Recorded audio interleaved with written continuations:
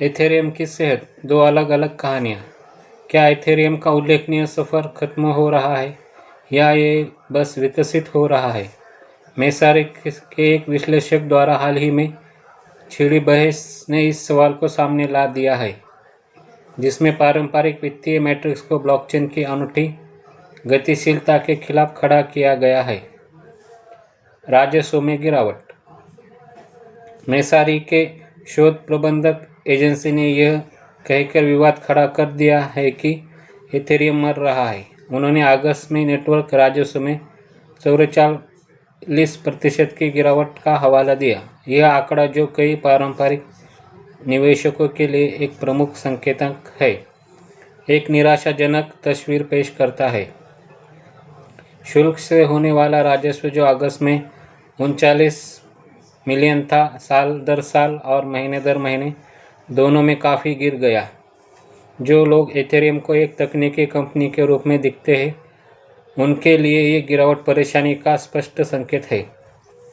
एक जीवंत पारिस्थितिकी तंत्र। हालांकि आलोचकों ने तुरंत इसका विरोध किया और तर्क दिया कि इस तरह का संकीर्ण दृष्टिकोण बड़ी तस्वीर को नज़रअंदाज करता है। उनका तर्क है कि एथेरियम कोई कंपनी नहीं है जिसका मूल्यांकन राजस्व से किया जाए, बल्कि यह एक नई वित्तीय प्रणाली के लिए एक विकेंद्रीकृत आधार परत है। वे कई सकारात्मक मैट्रिक्स की ओर इशारा करते हैं जो एक फलते फूलते पारिस्थितिकी तंत्र का सुझाव देते हैं।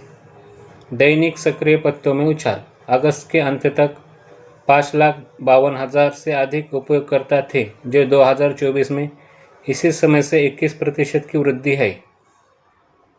लेयर 2 स्केलिंग समाधानों का निरंतर उदय, जो लेन देन को सस्ता और तेज बना रहे हैं। एक स्थिर मुद्रा आपूर्ति और नेटवर्क थ्रूपुट जो सर्वकालिक उच्च स्तर के करीब है। राजस्व में गिरावट का एक मुख्य कारण डेंकन अपग्रेड है, जिसने जानबूझकर लेयर 2 नेटवर्क पर शुल्क कम कर दिया।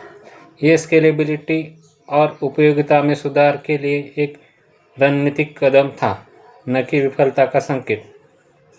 नेटवर्क को अधिक कुशल बनाकर एथेरियम व्यापक उपयोग को प्रोत्साहित कर रहा है, भले ही इसका मतलब आधार परत के लिए एक प्रत्यक्ष राजस्व हो। मर्केल ट्री कैपिटल के रैप मैकलियन जैसे विशेषज्ञ मानते हैं कि जबकि एथेरियम को बिटकॉइन और सोलाना जैसे प्रतिद्वंद्वियों से प्रतिस्पर्धा का सामना करना पड़ता है, इसके गहरे जड़ वाले डेवलपर समुदाय, स्थापित डेफी प्रोटोकॉल और बढ़ती नियामक स्वीकृति इसे एक मजबूत बढ़त देती है। संक्षेप में, एथेरियम की मौत की कहानी, जिसे 150 से अधिक बार घोषित किया गया है, पारिस्थितिकी तंत्र के निरंतर विकास का एक आवर्ती लक्षण प्रतीत होता है, न कि एक अंतिम निदान। वर्तमान बहस एक महत्वपूर्ण चुनौती को रेखांकित करती है। हम एक विकेंद्रीकृत नेटवर्क के स्वास्थ्य को कैसे मापते हैं, जो सिर्फ एक लाभ संचालित उद्यम से कहीं अधिक है। ऐसे ही जानकारी के लिए हमारे चैनल के साथ बने रहे। धन्यवाद।